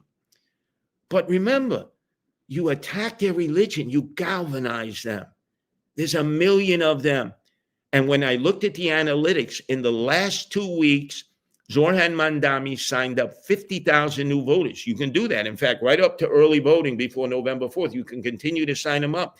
I don't know the percentage that were first-time voters who were Muslims, but you got to understand, after 9/11, there was the Intel division, was right there in the Bush terminal. I met many of those men and women.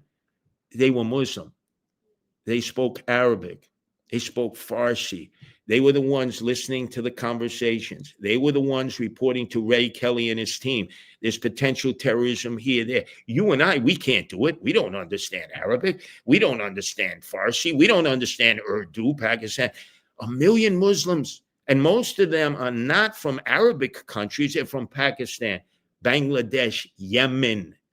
And every time you walk into a bodega now, Dominicans, but increasingly more Yemenites.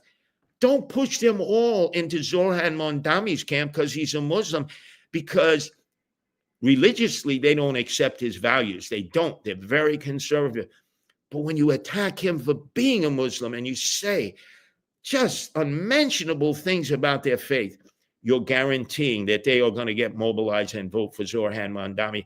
And I'm telling you, I've been in those communities. I see the signs. They would never have put up a sign for him because of his positions. But now they feel you attack our religion, we are going to support our guy, our Muslim candidate. You know, Curtis, I want to thank you so much. Your stamina is super impressive. It's over an hour. It's an hour and 35 minutes. Articulate. You go into the issues with detail and with passion. And one thing I always respect, not just being someone who's virtuous, but is authenticity. So your charisma is authentic. There's no doubt about it. Right? And that's why you're so likable. And I want to thank you. Something I always do, and I like, when there's people on here, it's been over an hour and a half with issues. If we could just get to know Curtis a little bit, let's just have a little fun. If you could tell us, what do you like to do other than politics? Like, what are your hobbies? What kind of movies are you into?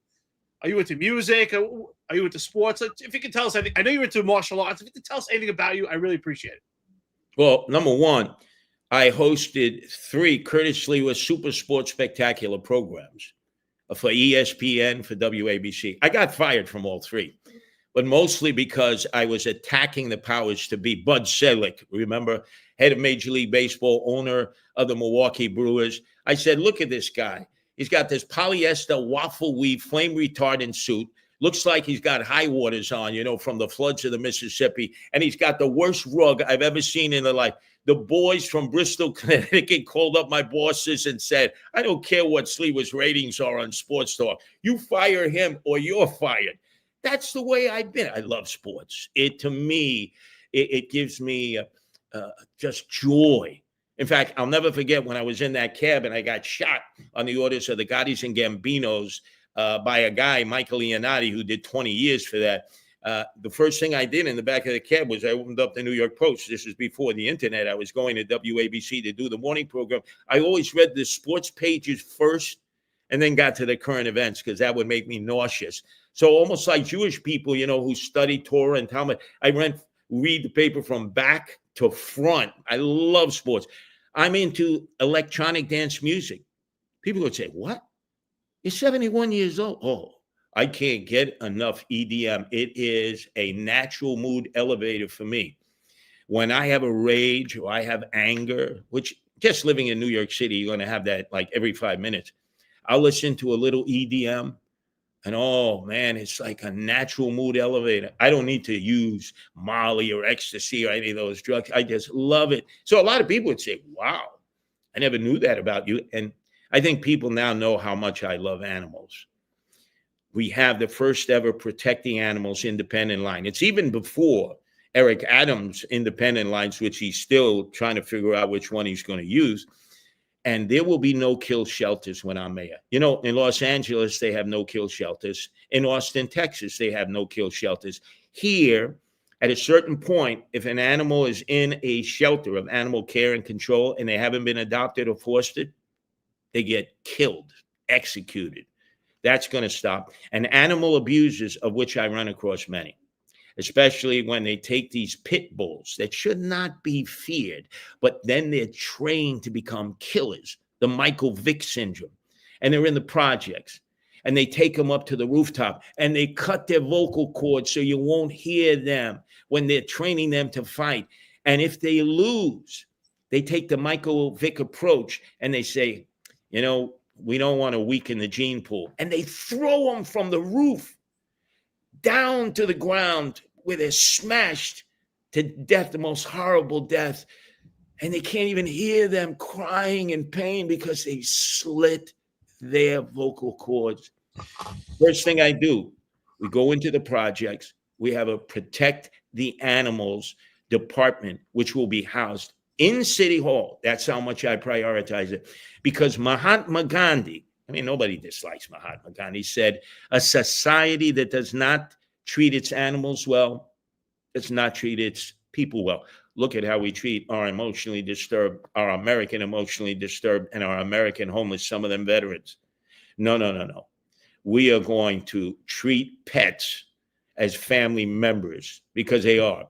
In fact, you know, guys, and all your audience, there was a Pew Research study that recently said that 97% of Americans, whether they voted for Trump or Biden, Harris, or they're apolitical, now view their pets as family members. They have more pictures in their iPhones and smartphones of their pets than they do of their children, grandchildren, husbands, wives, grandparents, because people give you agita. Pets give you love.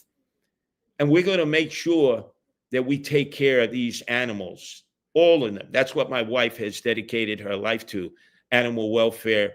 And she educated me early on. That was a part of my campaign the first time, but for the first time ever in electoral history in the United States, there is a protect the animal independent line you can vote for me on.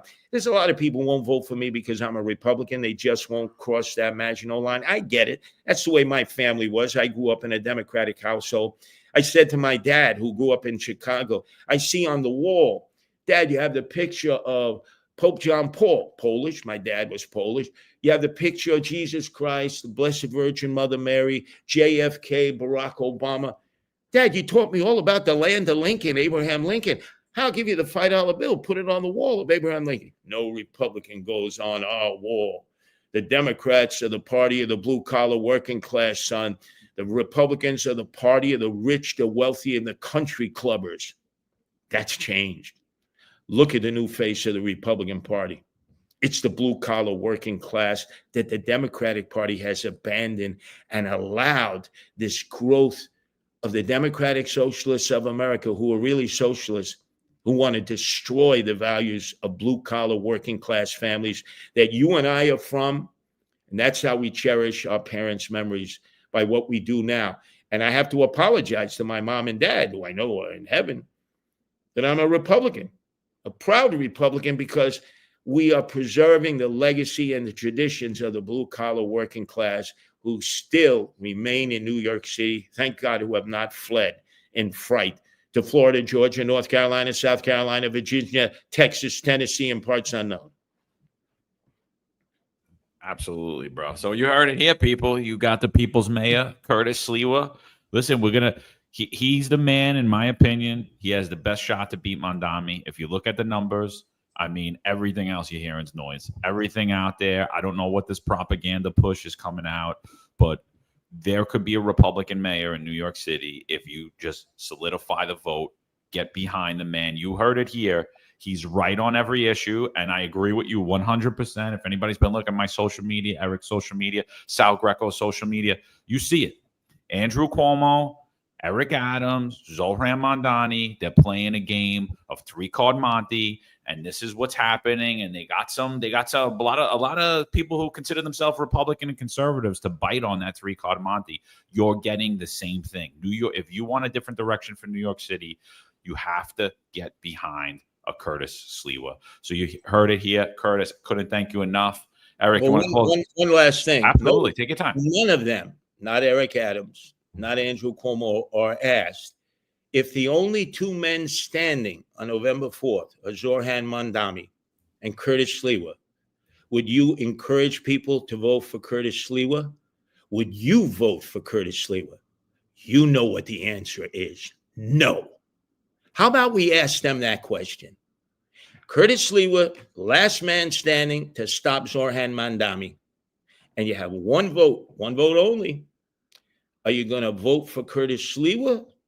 You, Eric Adams, Andrew Cuomo, are you going to encourage people to vote for Curtis Sliwa? Are you going to stay home because you just can't imagine doing that, which means it's a vote for Zohran Mamdani? or are you going to vote for your fellow Democrat? Because when all else, he's a Democrat, just like them. They are for allowing illegal aliens to vote. They all three are for sanctuary cities. All of them will just continue to tax you with more fees and fines and drive you out of New York City. And all of them have basically told you, the working class people, leave New York City. Zohran has, by just being the person that he is. He wants to basically take control of private property. Andrew told us a while back, leave, and Eric Adams said leave. And guess what? Unfortunately, too many of our friends and relatives have done that. With me, we're going to improve, and I'm going to encourage you by what I do, not what I say, not to move. I just want to say, especially right now, more than ever, what New York City needs is leadership. And what I heard from you today is you're the man for the job. And I have to admit, we had a conversation, I think it was Monday, Curtis, and we spoke about you. And I spoke about the beret, and I said, you know what? I hope that when he wears the beret, that people are seeing the man and they take him serious and don't look at it as just a material item. But the way you explained today, the symbolism of the beret and what it means to you and what your people mean to you, I'm honored to hear that today. That's what we need in New York City, a true leader. And after hearing that, please do not lose that beret. God bless you. Thank you for coming here today. The friends and listeners we have are behind you. Great conversation today to hear you in long form. I like you more now than ever to be in your presence and hear this from you and what you said about your people. That is the best thing I heard this entire hour and 45 minutes. That's what we need in New York City. We need a leader.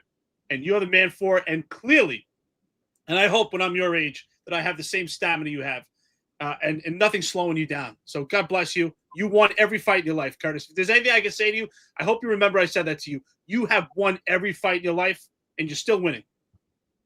And I'm still out there fighting until the day I die for all the right things that our parents taught us. I constantly think about my mother and father. They are the backbone of who I am. I honor them by what I do each and every day. God bless you, Daddy and Mommy.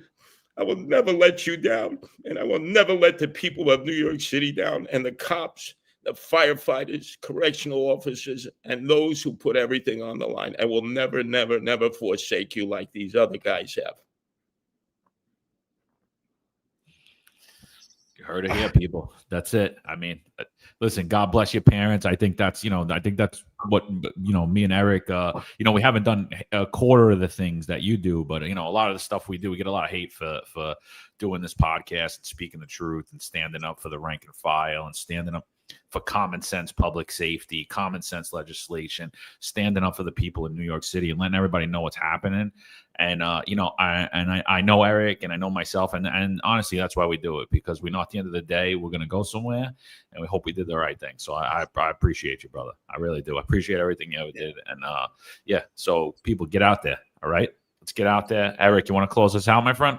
Yeah, I just want to say, Curtis, I've asked you, what gives you the strength. And yesterday was 2 months since I lost my 8-year-old son. And you gave me a lot of motivation today. I was asking myself, how do I keep going? And, thank you. You gave me a lot of hope today, a lot of motivation. And God bless you, Curtis Sliwa. You're a great man, and you're a lot stronger than you even think you are. So it's been a pleasure to have you here. You're welcome here anytime. If you want to come on, just have a little fun, or maybe you want to come on and just, if you have a chance, you have any time, I know it's busy right now. You want to come on our round table, just come on for a couple of minutes. We appreciate having you. Thank you for everything. God bless you. Long life, New Yorker. Curtis Sliwa. Have a great day, everyone. Thank you. We really appreciate it. Thank you. There's a handful of retired officers that don't live in the state that have a lot to say about the dream team, as I like to call it. All of a sudden, they retire and have a master plan on how to fight crime, but nothing to contribute when they were here. They want to come back and be part of the dream team. What can I say?